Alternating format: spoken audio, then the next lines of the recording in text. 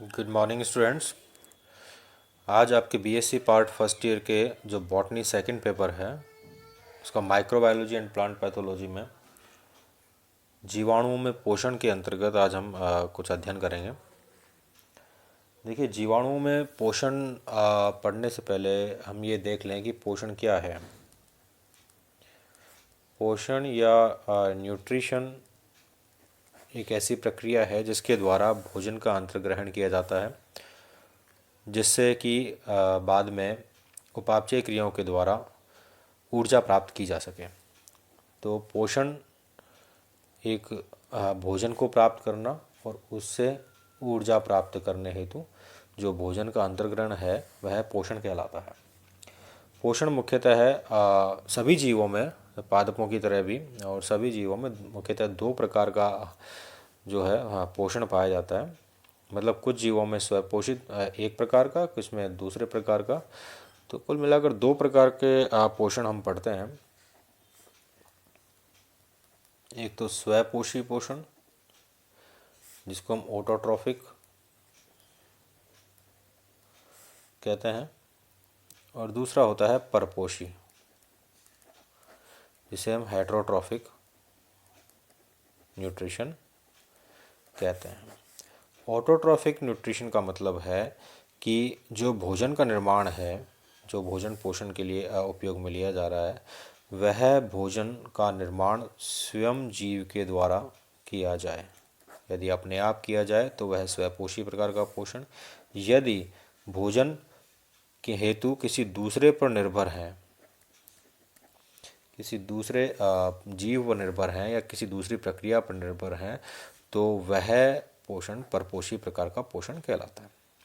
स्वपोषी प्रकार का पोषण जैसे आप समझ सकते हैं कि पादपों में पाया जाने वाला पोषण स्वपोषी प्रकार का होता है, क्योंकि पादप अपने भोजन का निर्माण करने में स्वयं सक्षम होते हैं। पादप अपने भोजन का निर्माण स्वयं करने में सक्षम किस प्रक्रिया के द्वारा होते हैं?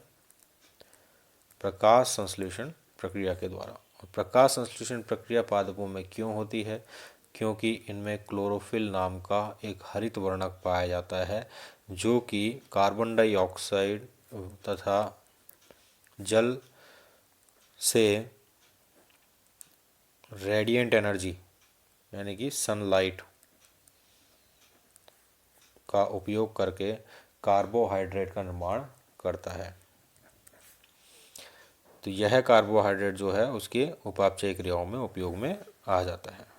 तो यह पूरा का पूरा पोषण स्वपोषी प्रकार का पोषण कहलाता है।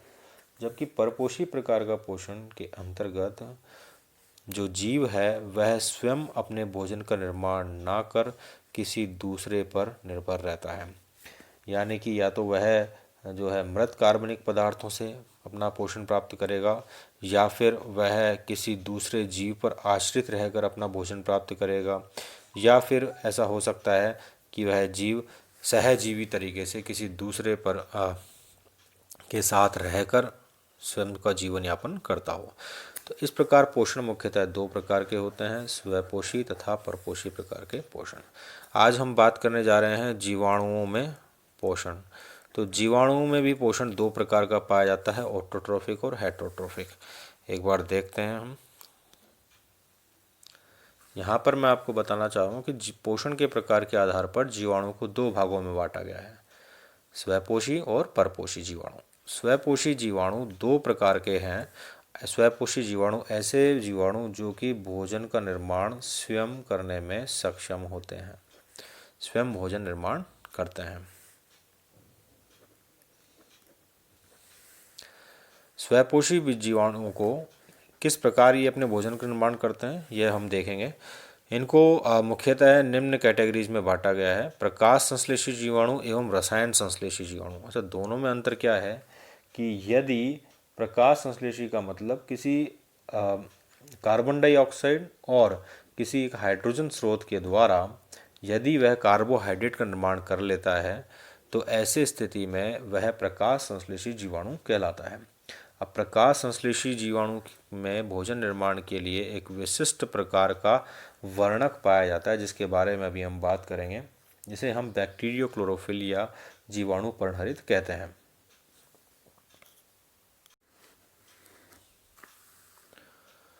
तो प्रकाश संश्लेषित जीवाणु ऐसे जीवाणु होते हैं कि जो जीवाणु पर्णहरित की सहायता से भोजन का निर्माण करने में या कार्बोहाइड्रेट का निर्माण करने में सक्षम होते हैं। प्रकाश संश्लेषित जीवाणुओं को 3 भागों में बांटा गया है। ग्रीन सल्फर बैक्टीरिया हरित गंधक जीवाणु, पर्पल सल्फर बैक्टीरिया बैंगनी गंधक जीवाणु, और दूसरे सल्फर पर्पल बैक्टीरिया जो कि नॉन सल्फर पर्पल बैक्टीरिया जो कि पर्पल बैक्टीरिया होते हैं, नॉन सल्फर होते हैं।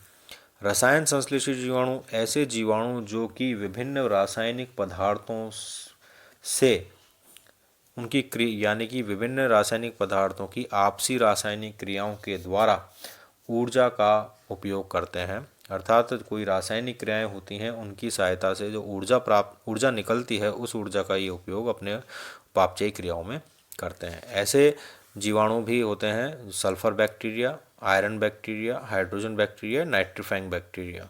इन बैक्टीरिया का नाम इस आधार पर रखा गया है कि ये किस यौगिक के द्वारा या किस तत्व के द्वारा जो है उसकी रासायनिक क्रिया के द्वारा अपने भोजन का या ऊर्जा को प्राप्त करते हैं। ब्रॉडली स्वयंपोषी जीवाणुओं को 2 भागों में बांटा गया, प्रकाश संश्लेषित जीवाणु फोटोट्रॉफिक और कीमोट्रॉफिक बैक्टीरिया रसायन संश्लेषित जीवाणु।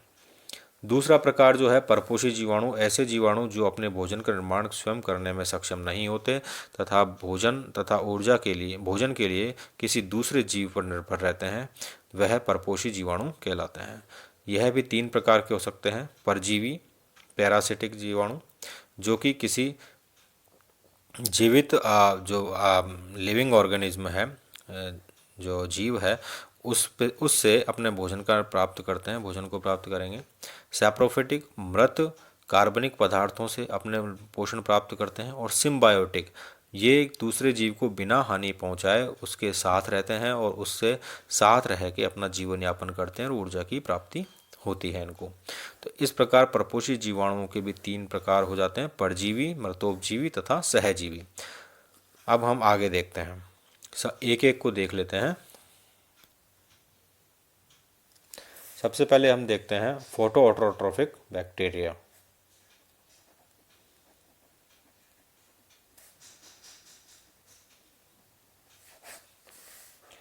ये प्रकाश संश्लेषित जीवाणु हैं। इनमें जैसा कि बात की थी कि इनमें एक क्लोरोफिल पाया जाता है जिसको हम बैक्टीरियो क्लोरोफिल कहते हैं,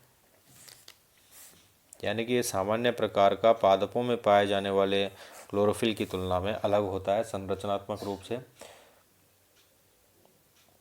ये जो बैक्टीरियो क्लोरोफिल है बैक्टीरियो विरिडिन के नाम से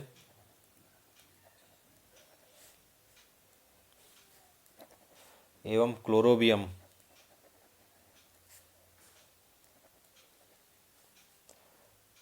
क्लोरोफिल के रूप में पाया जाता है। ये पर्णहरित भी उच्च श्रेणी के पादपों में पाए जाने वाले पर्णहरित की तरह ही मैग्नीशियम के यौगिक होते हैं, लेकिन ये लवक पर नहीं मिलते, यानी कि प्लास्टिड्स पर उपस्थित नहीं होते हैं। ये पर्णहरित क्रोमेटोफोर पर विकसित होते हैं। किस पर होंगे? क्रोमेटोफोर पर। होता क्या है कि इसकी जो रासायनिक क्रिया है CO2 + H2A, ये कोई भी यौगिक होगा जो कि हाइड्रोजन के स्रोत के रूप में इसे H2A के साथ एक यौगिक बनाता है, और ये CH2ON + 2A + H2O + एनर्जी ये निकलेगी। तो ये जो A है कोई यौगिक होता है। अब यह यौगिक कौन होता है? यहाँ पर जैसे जो प्रकाश संश्लेषण करने वाले अधिकतर जो यौगिक हैं ये गंधक के होते हैं, तो CO2 + H2S। तो ये A यौगिक, A जो तत्व है यह हो गया गंधक या सल्फर। तो मुख्यतः जिस प्रकार पादपों में यहाँ पर ये जल होता है हाइड्रोजन दाता CO2 + H2O जिसकी हमने पहले बात की थी, और यहाँ पर जो हाइड्रोजन प्रदाता होगा वो क्या होगा? H2S। ठीक है, तो यह तो एक मुख्य डिफरेंस हो गया। क्लोरोफिल का डिफरेंस हो ही गया, यह भी मैग्नीशियम का होता है, बैक्टीरियोविरिडिन, क्लोरोबियम, क्लोरोफिल। तो हाइड्रोजन का स्रोत कौन सा रहेगा इसमें? H2S, hydrogen sulphide. तो हाइड्रोजन सल्फाइड ही इसमें हाइड्रोजन का स्रोत होता है, और अंत में क्या निकलेगा? CH2ON प्लस ये जो A है इसकी जगह हम क्या मान रहे हैं अब? S।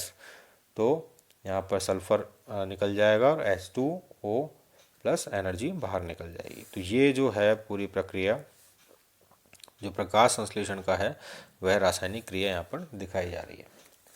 अगला हम देखते हैं फोटोऑटोट्रोफिक के बाद। फोटोऑटोट्रोफिक में ही जो हमने बात की थी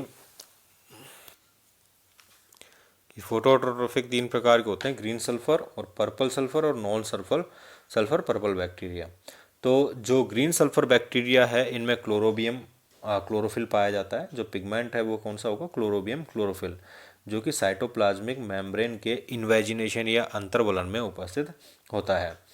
हाइड्रोजन दाता कौन रहेगा? हाइड्रोजन सल्फाइड जैसा कि है। तो क्लोरोबियम नामक जीवाणु के अंतर्गत यह ग्रीन सल्फर बैक्टीरिया जो है इसका उदाहरण है क्लोरोबियम जीवाणु का। अगला है पर्पल सल्फर बैक्टीरिया। ये भी ऑटोट्रॉफ होते हैं, लेकिन इनका जो फोटोसिंथेटिक पिगमेंट होता है वो बैक्टीरियो क्लोरोफिल ए या क्लोरोफिल बी होता है। तो कौन सा होगा यहाँ पर? बैक्टीरियो क्लोरोफिल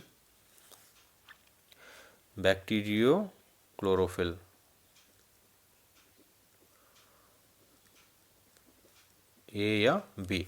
जबकि पर्पल में हमने क्या देखा था? क्या? Chlorobium chlorophyll.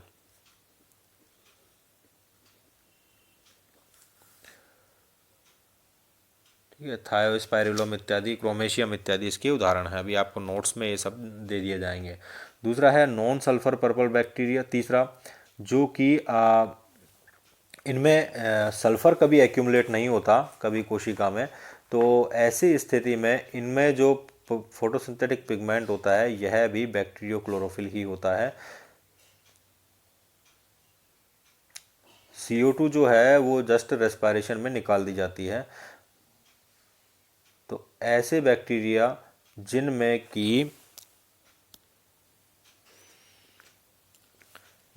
कि कार्बन डाइऑक्साइड का जो रिडक्शन है वह किसी ऑर्गेनिक सबस्ट्रेट पर निर्भर रहता है, तो ऐसी स्थिति में यह नॉन सल्फर पर्पल बैक्टीरिया कहलाएंगे, क्योंकि सल्फर इसमें उपस्थित नहीं होता है, सल्फर की उपस्थिति नहीं होती है। जबकि किसी ऑर्गेनिक सबस्ट्रेट जैसे कि प्रोपियोनिक एसिड है उसकी सहायता से इनमें कार्बोहाइड्रेट का निर्माण होता है। अब अगला हम देखते हैं कीमोट्रॉफिक बैक्टीरिया। कीमोट्रॉफिक बैक्टीरिया जैसा कि मैंने बताया कि विभिन्न प्रकार की रासायनिक क्रियाओं से निकलने वाली ऊर्जा का उपयोग ये जीवाणु करते हैं। किस प्रकार से करते हैं देखते हैं। सबसे पहले गंधक जीवाणु या आयरन बैक्टीरिया जो होते हैं ये ऑक्सीडाइज करते हैं किसी फेरस कंपाउंड को,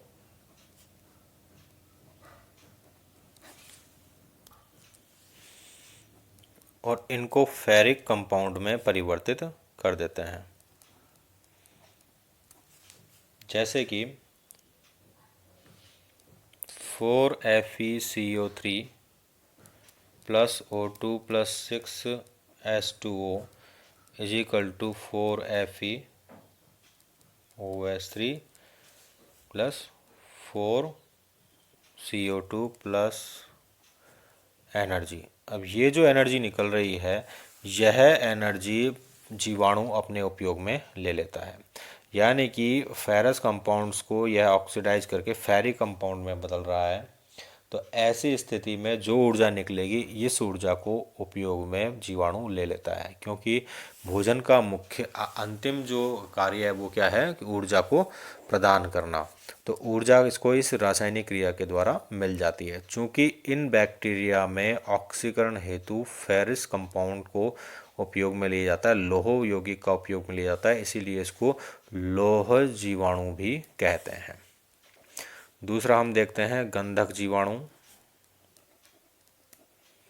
गंधक जीवाणु क्या करेगा? जैसे कि यहाँ पर लौह जो यौगिक है उसका उपयोग किया गया है, यहाँ पर किसका उपयोग किया जाएगा? गंधक का उपयोग किया जाएगा। तो यहाँ पर कुछ इस प्रकार होगी reaction 2H2S plus O2 is equal to 2S plus 2s2o plus energy, यहाँ पर भी एनर्जी निकलेगी। ये जो ऊर्जा है यह ऊर्जा उपयोग में ले ली जाएगी जीवाणु के द्वारा अपनी उपापचय क्रियाओं के लिए। ठीक है, तो एनर्जी उसको मिल गई। यौगिक कौन सा था? हाइड्रोजन सल्फाइड, गंधक युक्त है, इसीलिए इसको क्या नाम दिया? गंधक जीवाणु। तीसरा हो गया हाइड्रोजन जीवाणु। हाइड्रोजन जीवाणु में हाइड्रोजन यौगिक होगा। तो हाइड्रोजन क्या, ये जो जीवाणु होते हैं ये क्या करते हैं कि आणविक हाइड्रोजन को, जो मॉलिक्यूलर हाइड्रोजन है उसको जल में बदल देते हैं। आणविक हाइड्रोजन, मॉलिक्यूलर हाइड्रोजन को ऑक्सीडाइज करेंगे, जल में बदलेंगे। ऐसी स्थिति में एनर्जी निकलेगी और यह एनर्जी जीवाणुओं के द्वारा उपयोग में ले ली जाएगी। तो और इससे प्राप्त जो ऊर्जा है उसका उपयोग ये रासायनिक संश्लेषण में करते हैं। रासायनिक संश्लेषण में कैसे करेंगे? 2s2 plus CO2 plus energy, कौन सी एनर्जी निकली? ये निकली। इसको ये डायरेक्ट भी ले सकते हैं और यहाँ पर भी एनर्जी का उपयोग करके और कार्बोहाइड्रेट का निर्माण कर लेंगे प्लस S2। तो ये बन गया कार्बोहाइड्रेट, इसका ये उपयोग कर लेंगे। तो अल्टीमेट जो है वो क्या है? ऊर्जा का उत्पादन होना। ऊर्जा का उत्पादन कैसे हो रहा है? विभिन्न रासायनिक क्रियाओं के द्वारा। रासायनिक क्रियाएं कैसे हो रही हैं? ऑक्सीडाइजेशन के, ऑक्सीकृत कर रही हैं। किसको ऑक्सीकृत कर रही हैं? संबंधित यौगिक को, संबंधित तत्व को, संबंधित तत्व का यौगिक। जैसे कि आयरन बैक्टीरिया लौह के यौगिक को ऑक्सीकृत करके उसको, उससे प्राप्त जो ऊर्जा है उसका उपयोग करता है। गंधक जीवाणु गंधक के यौगिक को ऑक्सीकृत करके उससे निकलने वाली ऊर्जा का उपयोग करता है। हाइड्रोजन जीवाणु हाइड्रोजन को ऑक्सीकृत करके उससे निकलने वाली एनर्जी का उपयोग करता है। चौथा था हमारा इसमें नाइट्रीफाइंग जीवाणु, नाइट्रीकारी जीवाणु। नाइट्रीकारी जीवाणु क्या? नाइट्रीकारी जीवाणु नाइट्रोजन के यौगिकों का उपयोग करेंगे। दो प्रकार से हो सकता है ये। कुछ जो जीवाणु होते हैं अमोनिया को नाइट्राइट में ऑक्सीकृत करते हैं। जैसे मान लीजिए ये अमोनिया है 2NH3, इसको ऑक्सीकृत कर देंगे नाइट्राइट में 2H2O। अब इसमें निकलेगी एनर्जी, ऊर्जा। इस ऊर्जा का उपयोग कर लेंगे। ठीक है, ऐसे बैक्टीरिया जैसे नाइट्रोसोमोनास है तथा नाइट्रोकोकस है, ये अमोनिया को नाइट्राइट में ऑक्सीकृत कर देते हैं। ये हो गया नाइट्राइट और ये है अमोनिया। दूसरे प्रकार के जो बैक्टीरिया हैं वो क्या करेंगे? जैसे कि नाइट्रोबैक्टर है या बैक्टोडर्मा है, ये क्या करेंगे कि जो नाइट्राइट है 2HNO2 प्लस O2, इसको, ये जो नाइट्राइट है इस नाइट्राइट को ये नाइट्रेट में ऑक्सीकृत कर देते हैं और भी ऑक्सीकृत कर देंगे तो HNO3 हो जाएगा ये, और प्लस एनर्जी निकल जाएगी। ये एनर्जी का उपयोग करेंगे तो ये क्या हो गया? नाइट्रेट। ठीक है, तो इस प्रकार ये जीवाणु जो हैं विभिन्न यौगिकों के द्वारा, चाहे वो नाइट्रोजन हो, चाहे वो हाइड्रोजन हो, चाहे गंधक हो, चाहे आयरन हो, इनके ऑक्सीकरण से निकलने वाली ऊर्जा का उपयोग स्वयं हेतु करते हैं। अब आगे हम पढ़ेंगे जैसा कि इस चार्ट में दिखाया गया था, sulphur bacteria, iron bacteria, hydrogen bacteria, nitrifying bacteria हमने पढ़ लिए। कुछ होते हैं कार्बन जीवाणु, मैथेन जीवाणु, जो कि कार्बन मोनोऑक्साइड से को ऑक्सीकृत करके ऊर्जा प्राप्त करते हैं, कार्बन जीवाणु। मैथेन जीवाणु जैसे मैथनोमोनास है, ये जीवाणु मैथेन को ऑक्सीकृत करके ऊर्जा प्राप्त करते हैं। तो ये भी ऊर्जा प्राप्त कर कीमोसिंथेटिक बैक्टीरिया के उदाहरण हैं। ये भी हम आगे वाले वीडियो में पढ़ेंगे। और दूसरा जो है हमारा परपोषी प्रकार के जो जीवाणु हैं, इनके बारे में भी आगे वाले वीडियो में पढ़ेंगे। तो आज न्यूट्रिशनल टाइप्स इन बैक्टीरिया का फर्स्ट पार्ट कंप्लीट होता है। इन सभी बैक्टीरिया के एग्जाम्पल्स और इनकी डिटेल में देखने के लिए आपके नोट्स जो हैं वो शेयर कर दिए जाएंगे ग्रुप पर।